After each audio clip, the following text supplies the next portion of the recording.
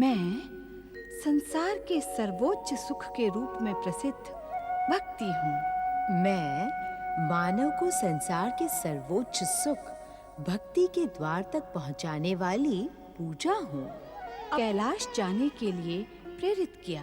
परम शिव भक्त परशुराम कैलाश पधारे, परंतु भोलेनाथ को वहां न पाकर उन्होंने स्वयं अपने आराध्य को ढूंढने का निश्चय किया।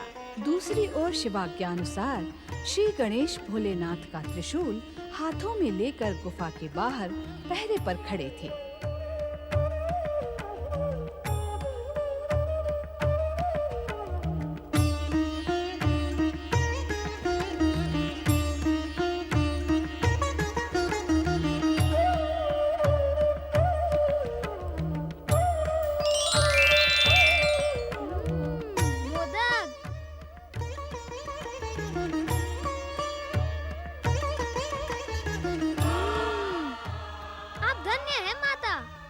सत्य ही कहा था कि मेरे द्वार पर पहुंचने से पूर्व यह मोदक प्रस्तुत होंगे। भोलेनाथ!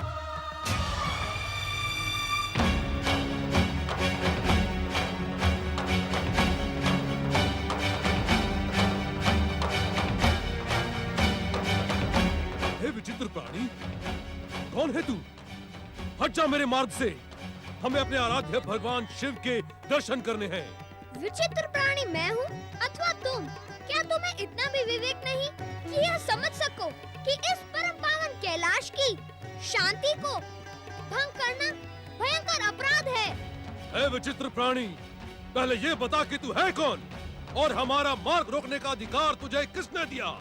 मुझे यह अधिकार आपके आराध्य भगवान शिव ने दिया है। उनकी आज्ञा है कि माता पार्वती के कक्ष में किसी को प्रवेश करने न दिया जाए। ओ, हमें माता पार्वती के नहीं, अभी तो अपने आराध्य भगवान शिव के दर्शन करने हैं। इस प्रकार हंसकर तू हमारा अपमान कर रहा है, गजमुख। अर्थात अब तो तुम मुझे पहचान गए। अब अपनी भी पहचान बता दो परशुधारी, क्योंकि मुख से तो तुम ऋषि लगते हो, किंतु ऋषि हाथों में पशु धारण न करके कमंडल धारण करते हैं। इस कारण तुम ऋषि नहीं हो सकते, ये तो सिद्ध हो गया। हम कौन हैं? ये तुम जैसे विचित्र प्राणी को बताने की हमें तनिक भी आवश्यकता नहीं है। हमें भीतर देखने दो, कहीं हमारे आराध्य भगवान शिव शंकर भीतर तो नहीं है? ये कैलाश का नहीं, माता पार्वती के कक्ष का द्वार है। यदि कैलाश द्वार पर प्रहरी होता तो तुम भीतर ही ना आ पाते। मूर्ख बालक, मेरा मार्ग अवरुद्ध करके तूने अपने सर्वनाश को आमंत्रित किया है। हाँ, हाँ। सावधान! शिव त्रिशूल से टकराने का दुस्साहस न कर, अन्यथा तू यहाँ से जीवित नहीं लौटेगा।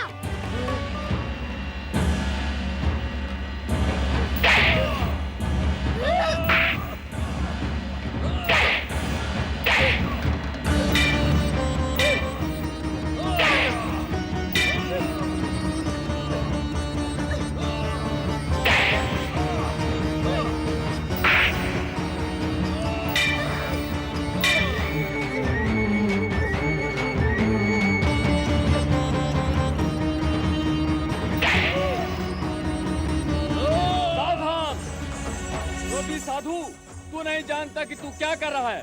तू किससे टकरा रहा है?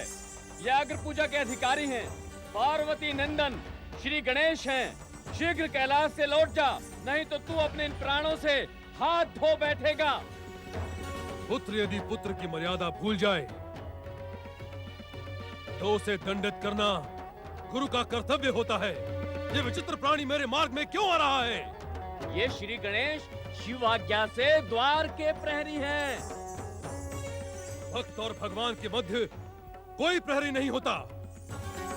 इस तरह मेरा अपमान और मुझ पर प्रहार करके इसने अपने सर्वनाश को आमंत्रित किया है। ये त्रिशूल मेरे पिताश्री शिव शंकर का है। इससे किसी के प्राणों को लेने का अधिकार मुझे नहीं है। इसलिए अंतिम बार कह रहा हूँ, जैसे आए हो वैसे ही लौट जाओ, अन्यथा परिणाम भयानक होगा।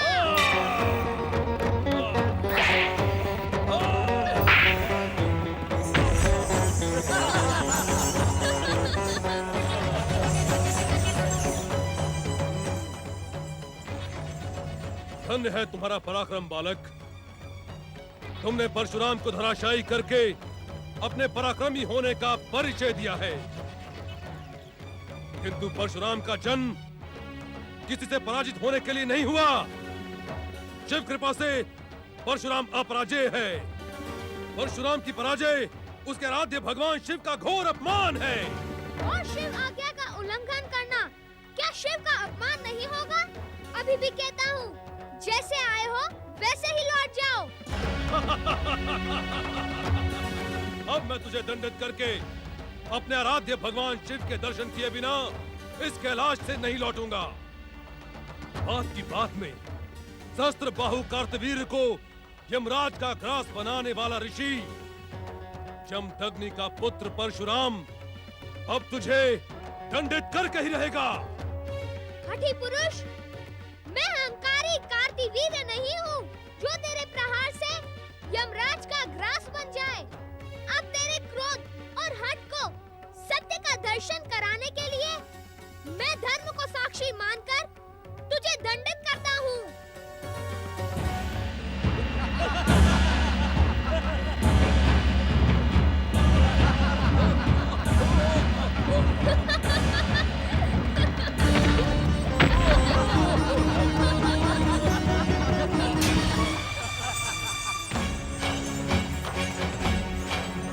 बालक, तेरा पराक्रम तो वास्तव में प्रशंसनीय है। वाह! किंतु मैं भी परशुराम हूँ, जिसका प्रतिशोध और प्रतिरोध कभी थमने का नाम नहीं लेता। मैं अपनी शिव भक्ति को दांव पर लगाकर अपने आराध्य भगवान शिव का नाम लेकर तुझ पर प्रहार करता हूँ। ओम नमः शिवाय।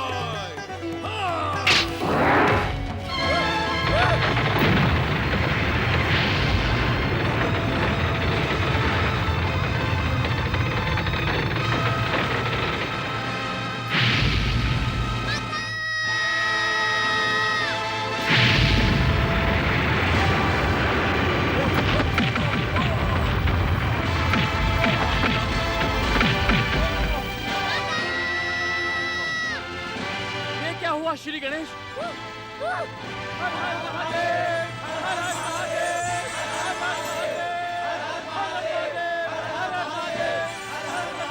ओम नमः शिवाय।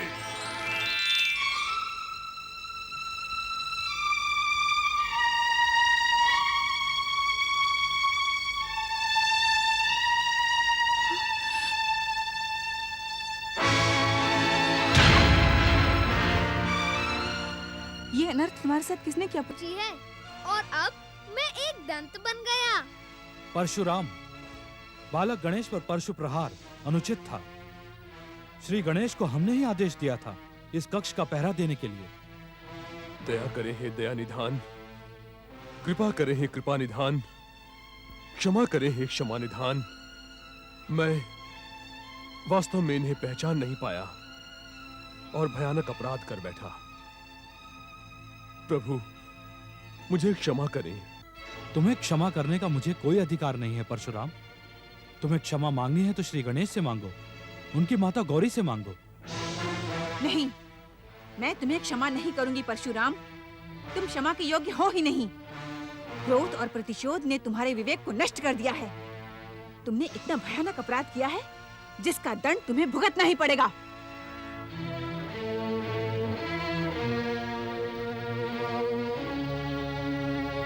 हे ममतामयी जगदम्बा, हे शक्ति स्वरूपा, अपने इस पुत्र के ज्ञान को क्षमा कर दें। वास्तव में हमसे भयानक अपराध हुआ है, किंतु आप तो माता हैं और माता अपने पुत्र के भयानक से भयानक अपराध को क्षण भर में क्षमा कर देती है। किंतु तुम क्षमा के योग्य नहीं हो परशुराम।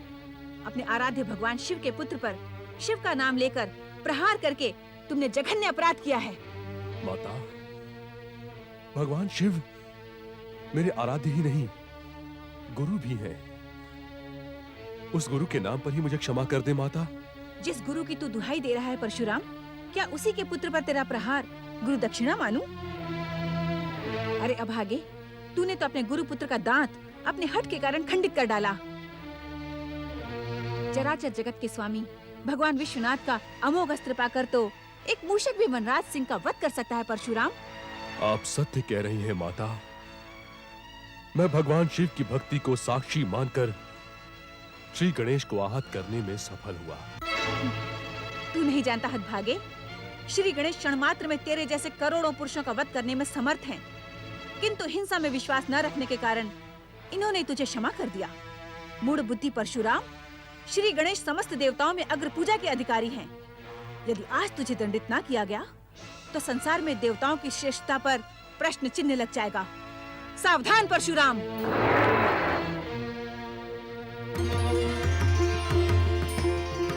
श्री गणेश, जिस प्रकार तुम हमारे श्री महागणेश के अवतार हो, उसी प्रकार श्री परशुराम भगवान श्री हरि विष्णु के अंशावतार हैं। तुम्हें एक दंत बनाने के लिए ये लीला हमारे द्वारा ही रची गई थी। इस कारण माता पार्वती के क्रोध से परशुराम जी की रक्षा करो तथा इन्हें उचित सम्मान प्रदान करो।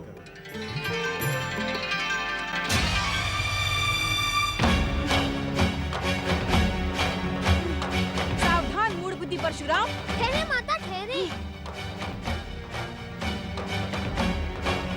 पुत्र गणेश, आप मुझे इस क्रोधी, अभिमानी और हठी साधु पर प्रहार करने से क्यों रोक रहे हैं? क्षमा करें माता, महर्षि परशुराम आपके क्रोध के नहीं, सम्मान और कृपा के पात्र हैं। ये तुम क्या कह रहे हो पुत्र गणेश? जिसके अहंकार ने अग्र पूजा के अधिकारी गौरी पुत्र श्री गणेश पर प्रहार करने का दुस्साहस किया हो, तुम उसे हमारे सम्मान और कृपा का अधिकारी बता रहे हो? आप क्रोध का त्याग करें माता। महर्षि परशुराम जगत पालक भगवान श्री हरि विष्णु के अंशावतार हैं। परम देव श्री महागणेश की कृपा से अभी अभी मुझे इस सत्य का ज्ञान हुआ है कि इन्होंने जो कुछ भी किया वह हमें एक दंत बनाने के लिए परम आवश्यक था।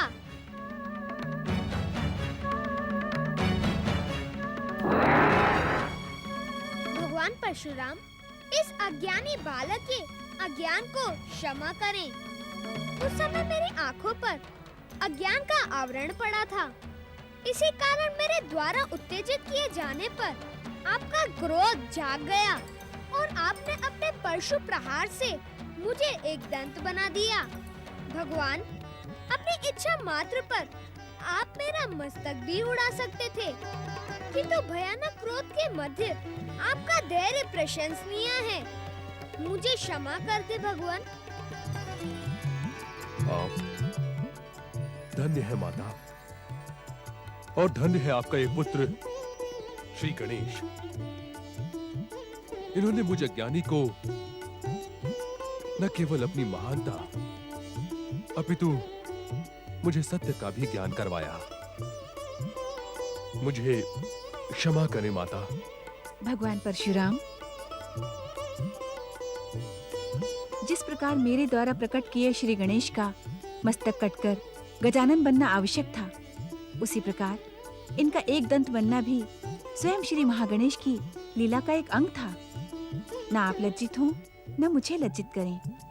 जो कुछ भी हुआ वो शुभ ही हुआ, ये समझकर क्षोभ का त्याग करें और श्री गणेश को बुद्धि, सिद्धि और सफलता का आशीर्वाद प्रदान करें।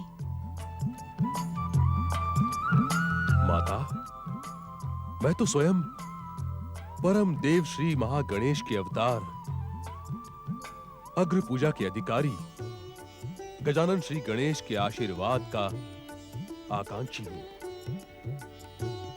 श्री गणेश ने माता मुझे ज्ञानी को सत्य का ज्ञान करवा के धन्य कर दिया।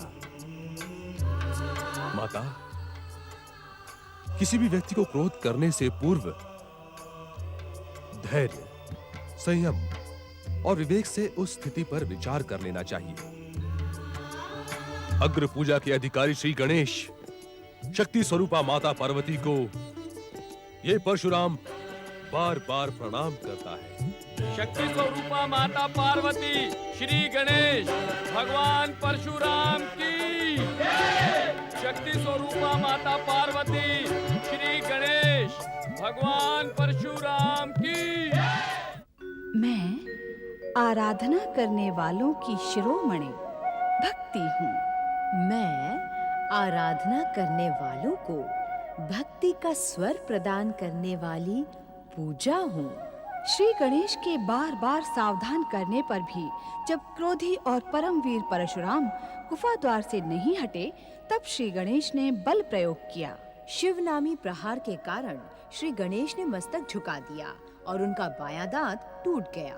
देवी पार्वती के क्रोध से सारा संसार भयभीत हो उठा। एक दंत श्री गणेश की, गौरी पुत्र श्री गणेश की, एक दंत श्री गणेश की, गौरी पुत्र श्री गणेश की, एक दंत श्री गणेश की, गौरी पुत्र श्री गणेश की, एक दंत श्री गणेश की, गौरी पुत्र श्री गणेश की। नमो नमो नमो शिवाय। मेरे आराध्य भगवान शिव शंकर, शक्ति स्वरूपा माता पार्वती की कृपा तथा भ्राता श्री गणेश की शुभकामना से मैं अपराध मुक्त हुआ। भोलेनाथ, आपकी कृपा के कारण ही ये सब संभव हुआ है। हमारे कारण कैसे परशुराम? जब देवी पार्वती का क्रोध चरम सीमा पर था, तब हम वो स्थान ही छोड़कर चले आए थे। नारायण नारायण नारायण, श्रीमन नारायण नारायण नारायण, नारायण नारायण। अग्र पूजा के अधिकारी श्री गणेश को प्रणाम। ओम नमः शिवाय। प्रणाम माता पार्वती। प्रणाम महर्षि परशुराम। प्रणाम। इतनी शीघ्र तुम्हारे कैलाश आने का हमें तो कोई विशेष कारण दिखाई नहीं पड़ता नारद। नारायण नारायण महादेव, जब से मैंने गजानन श्री गणेश की मनमोहक छवि के दर्शन किए हैं, तब से मेरा मन बार बार इन्हीं मनमोहन को देखने को करता है। इसी कारण मैं नारायण नारायण। देवर्षि, आपने मुझे कैलाश पर किसी विशेष घटना का संकेत तो दिया था, किंतु ये क्यों नहीं बताया कि गौरी पुत्र गजानन श्री गणेश कैलाश में प्रकट हो चुके हैं? देवर्षि, यदि आप मुझे उसी समय श्री गणेश के प्रकट होने गणेश, हम नारद के स्वभाव को भलीभांति जानते हैं। इनके हर कार्य में दूसरों को सुख पहुंचाने की भावना प्रबल रहती है। इसी कारण हम त्रिदेवों त्रिदेवियों की कृपा और क्षमा प्राप्त रहती है इन्हें सर्वदा। नारायण नारायण, आप धन्य हैं श्री गणेश, आप धन्य हैं। संकट के समय आपने अपने भक्तों की रक्षा करके अपना विश्ववरदाय नाम सार्थक कर दिया। बोलिए एक दंत विश्ववरदाय गजानन श्री गणेश की जय। एक दंत विश्ववरदाय गजानन श्री गणेश की जय। अब आप यहाँ से किस ओर प्रस्थान करेंगे देवर्षि नारद? स्वामी, आपने अपने परम भक्त नारद को कभी अपना अतिथि तो बनाया नहीं। अतिथि बनाने के स्थान पर आप इनसे प्रस्थान के विषय में क्यों पूछ रहे हैं? नारायण नारायण माता, भोलेनाथ ने मुझे उचित समय पर संकेत दिया है। मैं यहाँ से अपने गुरु देवगुरु बृहस्पति के दर्शनों के लिए स्वर्गलोक जाने के लिए सोच ही रहा था। आप सभी के एक साथ दर्शन पाकर मैं कृतार्थ हुआ। ओम नमः शिवाय।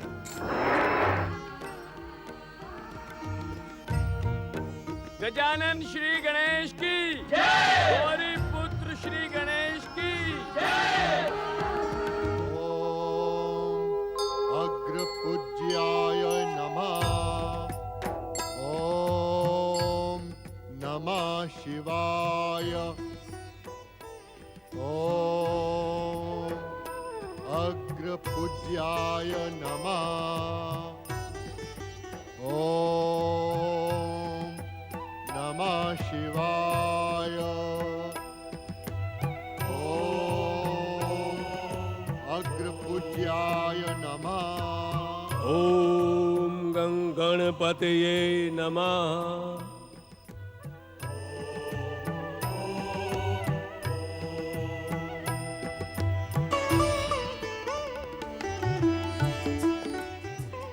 मेरे मित्र वामदेव, मैं कब से तुमसे मिलने के लिए आतुर था। लगभग हर दिन यही सोचा करता था कि अवसर आने पर तुम्हारे आश्रम जाकर तुमसे भेंट अवश्य करूंगा। देवगुरु बृहस्पति, अब तक तो केवल सुना ही था, किंतु आज देख भी लिया। मैं कुछ समझा नहीं, क्या सुना था और क्या देख लिया?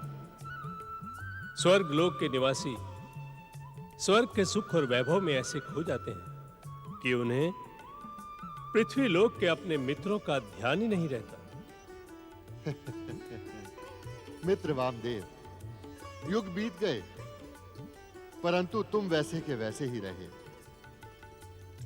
बचपन में भी अपनी बात को कहने में तनिक भी संकोच नहीं करते थे तुम। किंतु सत्य तो यह है मित्र कि आज तुम्हें इस स्वर्गलोक में देखकर मुझे जो सुख प्राप्त हुआ है उसे शब्दों में व्यक्त नहीं किया जा सकता।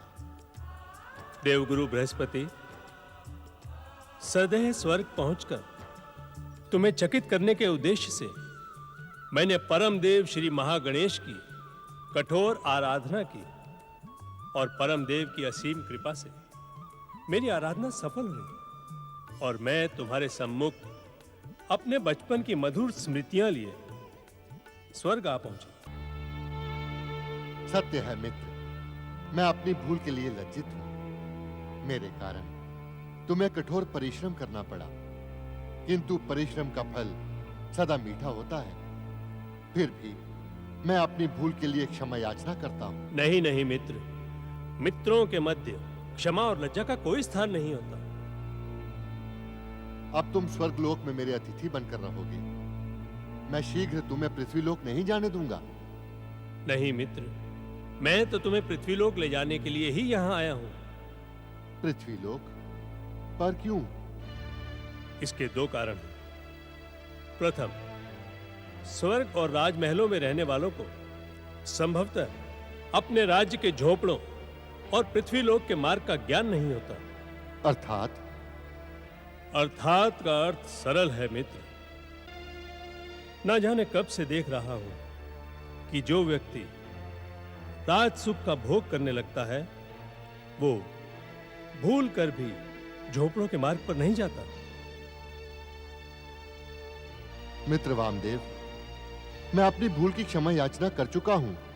मैं भूल का स्मरण नहीं करवा रहा हूं, जो देखा है वही कह रहा हूं कि झोपड़ों से तो हर मार्ग राजमहलों की ओर जाता है, किंतु राजमहलों से कोई भी मार्ग झोपड़ों की ओर नहीं जाता। और दूसरा कारण भी सुन लो। अवश्य। दूसरा कारण है मेरा भय। भय? पर क्यों? स्वर्ग और राजमहलों के विलासी वातावरण में प्राय पृथ्वीवासी भ्रमित हो जाते हैं और अपना शेष जीवन इसी चकाचौंध में बिताने का निश्चय कर लेते हैं। कहीं हम भी। नारायण नारायण। प्रणाम देवगुरु बृहस्पति।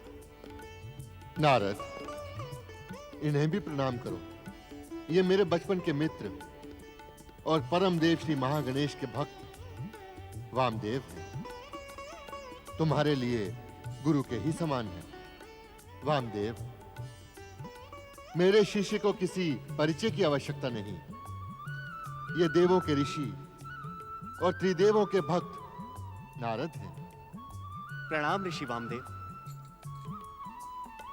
नारायण नारायण। गुरुदेव, परम देव श्री महागणेश की कृपा से गौरी पुत्र गजानन श्री गणेश एक दंत बन गए हैं। आप उनके दर्शनों के लिए कैलाश नहीं पधारे? शिष्य नारद, कैलाश जाने के लिए सौभाग्य की आवश्यकता होती है और महादेव शिव शंकर का अब तक मुझे कोई भी संकेत प्राप्त नहीं हुआ है। देव ऋषि, भोलेनाथ का संकेत प्राप्त होते ही हम दोनों मित्र एक दंत दयावंत श्री गणेश के दर्शन हेतु कैलाश पर्वत जाएंगे। मित्र बृहस्पति, मैंने कुछ अनुचित तो नहीं कहा? अपनी तप साधना से अनेक सिद्धियां और परम देव श्री महागणेश की कृपा प्राप्त करने वाले वामदेव आपका कथन अनुचित हो ही नहीं सकता। नारायण नारायण, आप जैसे परम सिद्ध पुरुषों एवं ऋषियों को वहां पाकर भोलेनाथ, माता पार्वती एवं श्री गणेश निश्चित ही प्रसन्न होंगे। आप जैसे तपस्वियों के लिए तो कैलाश के द्वार सदैव ही खुले रहते हैं। नारायण नारायण। मित्र वामदेव, नारद के कथन का अर्थ समझ रहे हो? भली भांति समझा मित्र। हमें समस्त आचार विचार त्याग कर इसी समय एक दंत दयावंत गजानन श्री गणेश के दर्शन हेतु कैलाश पर्वत जाना चाहिए। शुभ कार्य में तनिक भी विलंब नहीं करना चाहिए। प्रणाम देवगुरु, प्रणाम देवर्षि, प्रणाम ऋषिवर। कहें पवन देव, बृहस्पति आश्रम में मैं आपका क्या प्रिय करूं? देवगुरु, देवराज इंद्र ने आपको इंद्र सभा में आमंत्रित किया है। इंद्र सभा में आमंत्रित करने का कोई विशेष कारण? हाँ देवगुरु, आज देवराज इंद्र ने इंद्र सभा में नृत्य और संगीत का विशेष आयोजन किया है। ऋषिवर, आप भी नृत्य और संगीत का आनंद ले। मित्र वामदेव, इंद्र सभा चलने के बारे में क्या विचार है? देवगुरु बृहस्पति, आप इंद्र सभा जाएं और मुझे पृथ्वीलोक लौटने की आज्ञा दें, क्योंकि एक बार आपके साथ कैलाश जाने का निश्चय करके मैं अकेला नहीं जाऊंगा। जाओगे तो तब जब मैं तुम्हें जाने दूंगा। मैं इतने शीघ्र तुम्हें स्वर्गलोक से जाने नहीं दूंगा। अभी तो तुम मेरे साथ इंद्र सभा चलो। वहां पर अप्सराओं का नृत्य और गंधर्वों का संगीत तुम्हारा मन मोह लेगा। देवगुरु, मुझ तपस्वी का संगीत और नृत्य से क्या संबंध? संबंध नहीं है तो हो जाएगा। तुम चलो तो सही। मित्र, कैलाश पर्वत जाने का निश्चय करने के पश्चात संगीत और नृत्य की सभा में जाना क्या उचित होगा? उचित और अनुचित का विचार हम बाद में कर लेंगे। अभी चलो। नारद, आज्ञा करें गुरुदेव। तुम भी हमारे साथ इंद्र सभा चलो। नारायण नारायण, जैसी आपकी आज्ञा गुरुदेव। मैं कुछ समय इंद्र सभा में ही बिता लेता हूँ। नारायण नारायण। आओ चले।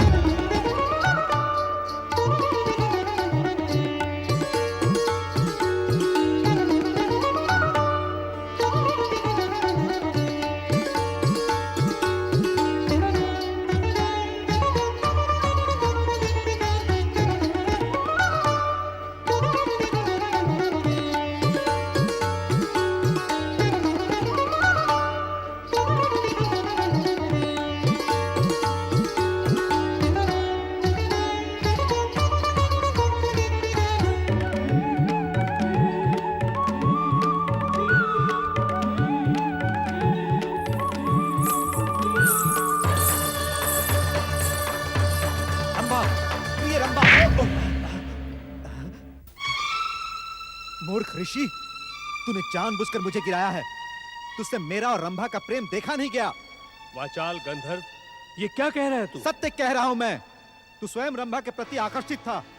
इस आयु में भी तेरी वासना ने तेरा पीछा नहीं छोड़ा। धिक्कार है तुझ पर। मूल बुद्धि गंधर्व, तू हमारा अपमान करके अपने सर्वनाश को आमंत्रित कर रहा है। नहीं नहीं मित्र, क्रोध ऋषियों की शोभा नहीं होता। इसे क्षमा कर दो। ये मुझे क्या क्षमा करेगा? इसने मुझे भरी इंद्र सभा में लज्जित करवाया है। इसकी ईर्ष्या मेरे और रंभा के प्रेम को देख ना सकी। मित्र बृहस्पति, क्या अपमान करवाने के लिए ही हमें इंद्र सभा में लेकर आए थे? ये वाचाल गंधर्व निरंतर मेरा अपमान कर रहा है और आप हमें क्रोध त्याग देने का परामर्श दे रहे हैं। क्रौंच, क्रौंच, तुमने एक नहीं दो अपराध किए हैं। संगीत साधना के मध्य तो प्रेम एक विकार के समान है, उस पर भी एक सिद्धि संपन्न साधु और मेरे परम मित्र का अपमान किया है तुमने। इनसे क्षमा याचना करो। असंभव। मैं इस कामी विरुद्ध से कदापि क्षमा याचना नहीं कर सकता। क्षमा तो इसे मुझसे मांगनी चाहिए। मेरे प्रेम के मध्य में आकर इसने भयानक भूल की है। देवराज, क्या आपने हम गंधर्वों को अपमानित करवाने के लिए स्वर्गलोक में बुलाया था?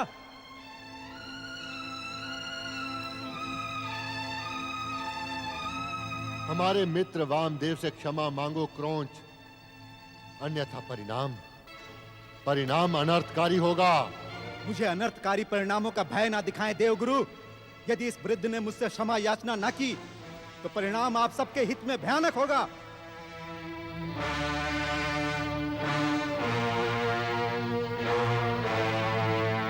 देवगुरु के मित्र हम सबके लिए गुरु के ही समान हैं। क्रौंच ने उनका अपमान करके अनुचित कार्य किया है। पवन देव, आप देव गुरु का अनुचित पक्ष ले रहे हैं। संगीत के इस महान कलाकार और इसकी महान प्रस्तुति के सम्मुख तो स्वयं देव गुरु बृहस्पति को इनसे क्षमा याचना करनी चाहिए। सूर्यदेव, ये आप क्या कह रहे हैं? ऋषियों का आदर करना तो हर जीव का निर्धारित कर्तव्य है। नारायण नारायण। क्रौंच, महान तपस्वी वामदेव से क्षमा याचना करके तुम अपने सौभाग्य में वृद्धि ही करोगे। मेरा सौभाग्य इन जैसे व्यक्तियों पर आधारित नहीं है। देवराज इंद्र, आप इस वृद्ध से कहें कि हमसे क्षमा मांगे, अन्यथा हम गंधर्व अपने अपमान का प्रतिशोध आप देवताओं से लेंगे। आप बिना कारण ही तर्क को कुतर्क और वाद को विवाद बना रहे हैं क्रौंच। सावधान देवराज इंद्र, आप भली भांति जानते हैं कि स्वर्ग और पृथ्वी लोक के मध्य गंधर्व लोक स्थित है और हम गंधर्व देवताओं का पृथ्वी लोक पर जाना रोक देंगे और देवताओं के लिए पृथ्वी लोक पर होने वाले यज्ञों को हम नष्ट भ्रष्ट कर देंगे। सीमा को लांघने का दुस्साहस मत करो क्रौंच, अन्यथा परिणाम तुम्हारा सर्वनाश होगा। सर्वनाश किसका होगा, इसका निर्णय समय करेगा। तुम ऋषियों के स्वभाव से हम गंधर्व भली भांति परिचित हैं। तब साधना में लीन रहते हुए भी तुम अप्सरा और गंधर्वों के संगीत नृत्य को देखकर बाबरे हो जाते हो।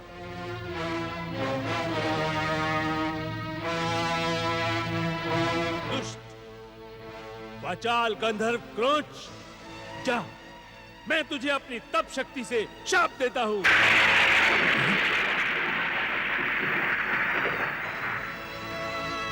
जा, तू गंधर्व लोक और समस्त दिव्य लोकों से पतित होकर पृथ्वी लोक पर जाकर मूषक बन जा। जा!